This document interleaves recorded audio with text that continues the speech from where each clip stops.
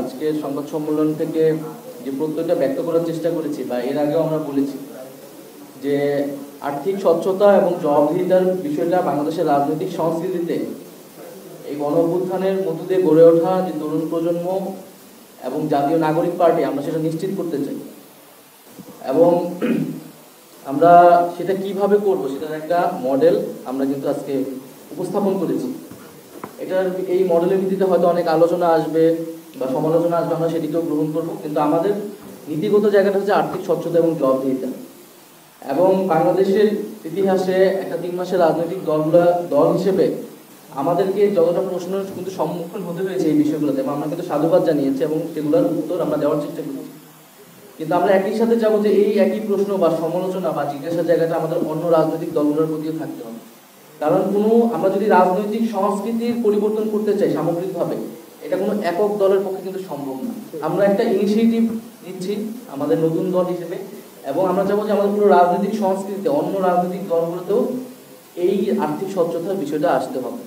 যদি সকলেই আমরা সেই প্র্যাকটিসটা নিয়ে আসতে পারি, তাহলে বাংলাদেশের রাজনৈতিক সংস্কৃতিতে একটা গুণগত পরিবর্তন হবে। কারণ বাংলাদেশের রাজনৈতিক সংস্কৃতির যে পেশি শক্তির ব্যবহার, যে চাঁদাবাজি, টেন্ডারবাজি, এই সব কিছুই কিন্তু মূল জায়গাটা হচ্ছে অর্থ। কারণ আর্থিক স্বচ্ছতা রাজনৈতিক দলগুলো কিন্তু প্রকাশ করে। তো আমরা বলতেছি যে আমরা আমাদের যেই প্রতি বাৎসরিক রিপোর্ট, সেই রিপোর্টে আয়ের উৎস, ব্যয় সামগ্রিকভাবে সেটা আমরা প্রকাশ করব। এবং নির্বাচন কমিশনের কাছে আমরা যখন রেজিস্ট্রেশন নিতে যাব, আমাদের এই মাসে সকল কাগজপত্র জমা হবে। যেহেতু আমাদের দল একটা এখন প্রাতিষ্ঠানিক রূপে যাচ্ছে, রেজিস্ট্রেশন আমরা আশা করি আমরা দ্রুত সময়ের মধ্যে পাবো।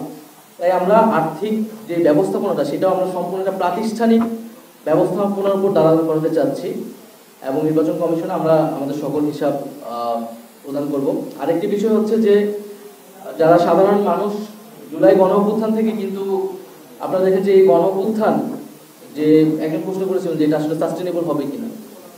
আমরা জানি যে আন্দোলন আর সংগঠন আলাদা জিনিস বা রাজনীতি আলাদা জিনিস, কিন্তু আমাদের রাজনীতির ভিত্তিটাই কিন্তু হচ্ছে জনগণের সেই ম্যান্ডেট।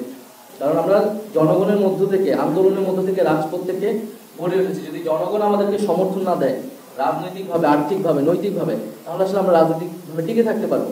ফলে আমাদের মূল উদ্দেশ্যটা হচ্ছে সেই জনগণের সমর্থনটা নেওয়া। এবং আমরা আন্দোলনের সময় দেখেছি যে ক্রাউড ফান্ডিং করে, আমরা কিন্তু সেই আন্দোলনের সময় থেকে এটা শিখেছি। সেটা অনেক ম্যানুয়ালি হতো, আমরা এটাকে এখন ডিজিটাল একটা ফরম্যাটে নিয়ে আসার চেষ্টা করছি। আন্দোলনের সময় কিন্তু পুরো আন্দোলনটা আমরা পরিচালনা করছি crowd funding model, crowd funding থেকে, গণচাঁদা থেকে। তো এই ট্রেডিশনালি আমরা সেটাও হয়তো গণচাঁদা সেটাও আমাদের অব্যাহত থাকবে। আর ডিজিটাল যে সিস্টেমটা সেটা আমরা দেশ এবং দেশের বাইরে থেকে আমরা সে একটা ফান্ডিং পাবো। আরেকটি বিষয় হচ্ছে সবার কাছে আহ্বান থাকবে, যারা আমাদেরকে সমর্থন করতে চান, যারা আমাদেরকে সহযোগিতা করতে চান, কেউ কোনো ব্যক্তিগত কাউকে টাকা বা অর্থ সহায়তা দিবেন না। কারণ আমাদের একটা কেন্দ্রীয় একটা মডেল তৈরি করা হয়েছে। আমাদের সবগুলো ব্যাংক অ্যাকাউন্ট বা মোবাইল ব্যাংকিং অ্যাকাউন্টগুলো কিন্তু পার্টির নামে, কোনো ব্যক্তিগত অ্যাকাউন্টে কোনো ব্যক্তির কাছে কেউই অর্থ দিবে না। জাতীয় নাগরিক পার্টি এই নীতিতে বিশ্বাস করেন।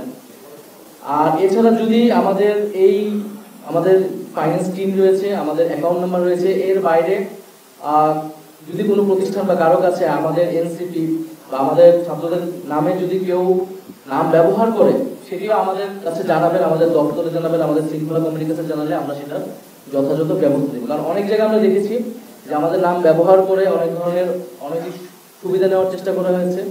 আবার একই সাথে আমরা বলবো যে মিডিয়া ট্রায়ালের শিকারও আমরা হয়েছি। মিডিয়াতেও আমাদেরকে নানাভাবে আমাদের নেতিবাচকভাবে উপস্থাপনের চেষ্টা করা হয়েছে বিভিন্ন ইস্যুতে। আমরা আমাদের জায়গা থেকে সততা এবং স্বচ্ছতা, জবাবদিহিতা নিয়ে এগিয়ে যাচ্ছি। আজকে আমাদের সেই মডেলটা আমরা উপস্থাপন করেছি, এবং আমরা আগামী দিনে, এটা শুধু আপনাদের আজকেই শেষ এরকম না, আমরা প্রতিনিয়ত আপনাদের এই জবাবদিহিতার সম্মুখে থাকবো। আমাদের কর্মসূচি এবং যারা আমাদেরকে টাকা দিচ্ছে, যেহেতু জনগণ আমাদেরকে টাকা দিচ্ছে, এই টাকাটা আসলে কোন খাতে ব্যয় হলো, কিভাবে ব্যয় হলো, সেটাও জনগণের জানার অধিকার রয়েছে। আমরা সেটাও কোন কোন খাতে ব্যয় হয়েছে সেটা আমরা জনগণের সামনে উন্মুক্ত করবো। তবে সর্বশেষ আমি বলবো যে আমাদের সামগ্রিক দেশের রাজনৈতিক সংস্কৃতি পরিবর্তন করতে হলে অন্য দলগুলোতেও এই আর্থিক স্বচ্ছতার বিষয়টি নিয়ে আসতে হবে, এবং নির্বাচন কমিশনকে এটার জন্য কঠোর হইতে হবে। কারণ নির্বাচনের সময় কিন্তু অর্থ এবং পেশি শক্তির একটা অপব্যবহার আমরা দেখি। নির্বাচন কমিশন সেই কঠোর আইন তৈরি করে এবং সেই আইনগুলো যথাযথ প্রয়োগ করলে বাংলাদেশের রাজনৈতিক সংস্কৃতি ইতিবাচক পরিবর্তন আসবে বলে আমরা মনে করছি। ধন্যবাদ।